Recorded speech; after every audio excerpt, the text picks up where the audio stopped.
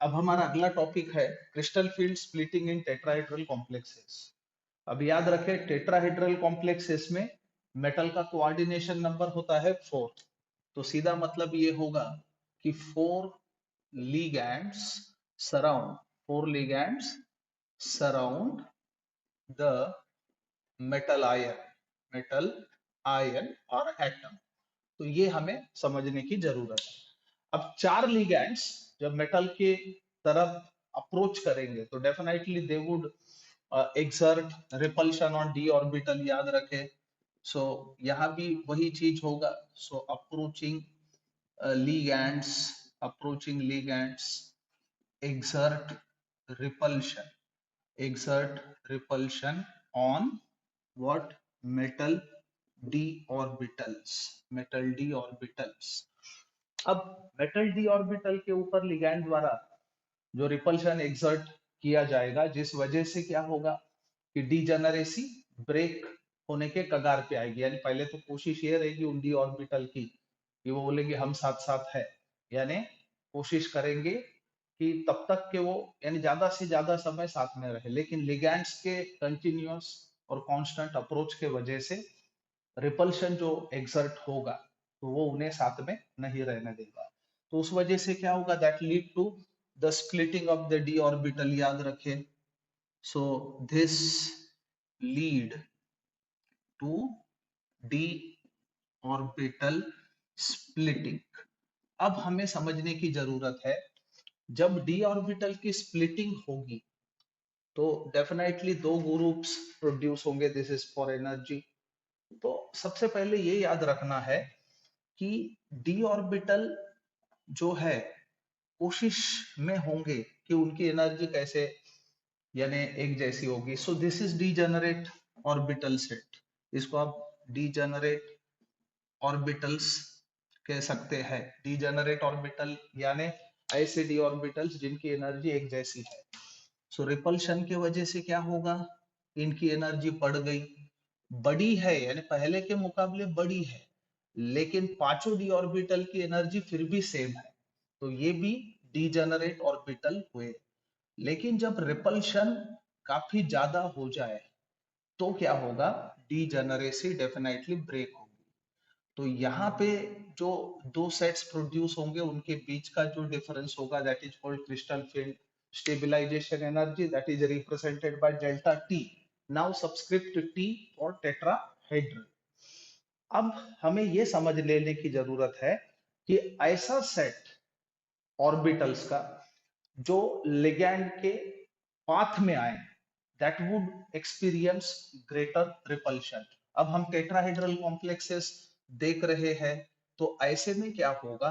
Set of 3 orbitals, यानी इसमें कौन कौन आएंगे? D x y, d y z, d z x, ये लिगैंड्स के पाथ में आएंगे। इसलिए डीजेनरेट ऑर्बिटल के मुकाबले इनकी एनर्जी जो होगी वो ज्यादा होगी। इस सेट को आप कहेंगे T2। अब यहाँ पे याद रखे सबस्क्रिप्ट G जो हमने ऑक्टाहेड्रल कॉम्प्लेक्स में यूज किया था।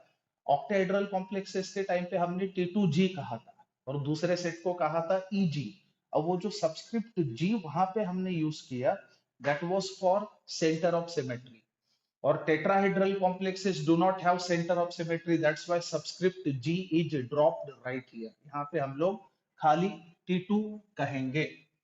अब ये जो ऑर्बिटल्स हमारे पास आए हैं तो डीजेनरेट ऑर्बिटल के मुकाबले डेफिनेटली इनकी एनर्जी ज्यादा है।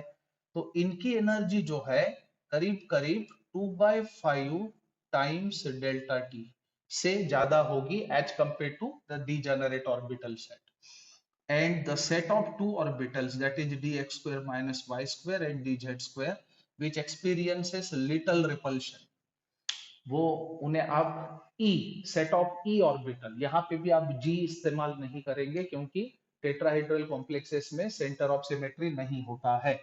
सो ये जो ऑर्बिटल्स हमारे पास आए हैं ये लोअर एनर्जी ऑर्बिटल्स होंगे और इनकी एनर्जी लगभग 3/5 टाइम्स डेल्टा टी से कम होंगे as compare to the degenerate orbitals.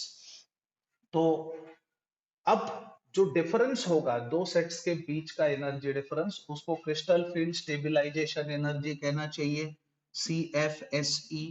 So tetrahedral complexes के लिए क्रिस्टल फील्ड स्टेबलाइजेशन एनर्जी आप कुछ इस प्रकार से निकाल सकते हैं। So this can be the crystal field stabilisation energy.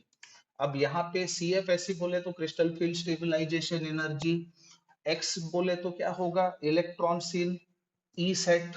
सो याद रखे electrons in e set of orbitals, और y का मतलब क्या होगा, electrons in T2 set of orbitals.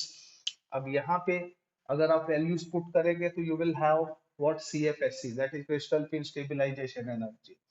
और दूसरी बात आपको यह समझ लेना होगा, अगर मेटल सेम है और same metal same ligand and same metal ligand distance, आप डेल्टा टी और डेल्टा ओ इसके बीच कंपेयर कर सकते हैं, याद रखना। लेकिन कंडीशन क्या होगी, फॉर सेम मेटल, उसके बाद सेम लिगैंड, लिगैंड भी सेम होना चाहिए, and same metal ligand, metal ligand distance, और same metal ligand distance.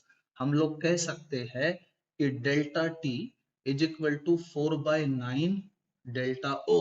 So this is the relation, यानी क्रिस्टल फील्ड स्टेबलाइजेशन एनर्जी और octahedral and tetrahedral complexes are related as, लेकिन condition क्या होगी, metal same होना चाहिए, लिगैंड सेम होना चाहिए, और मेटल लिगैंड डिस्टेंस भी सेम होना चाहिए। अगर ऐसा है तो आप इनको इस प्रकार से कंपेयर कर सकते हैं। दूसरी बात, अब पेयरिंग के लिहाज से हमें तो पता है कि D1 D2 कॉन्फ़िगरेशन अगर है तो कोई वांदा नहीं, क्योंकि D1 में इसमें इलेक्ट्रॉन आएगा, D2 अगर होगा तो एक इलेक्ट्रॉन यहाँ एक इलेक्ट्रॉन यहाँ। लेकिन D3 और उसके ऊपर का अगर कॉन्फ़िगरेशन हो तो हमें सोचना चाहिए कि पेयरिंग होगी या इलेक्ट्रॉन उधर शिफ्ट होगा। तो सबसे पहले एक चीज ये याद रखे कि फील्ड छोटा होने के वजह से टेट्राहेड्रल कॉम्प्लेक्सेस जो है नॉर्मली हाई स्पिन कॉम्प्लेक्सेस ही होते हैं, यानी spin pairing rarest of the rare occasion में ही देखने को मिलेगी।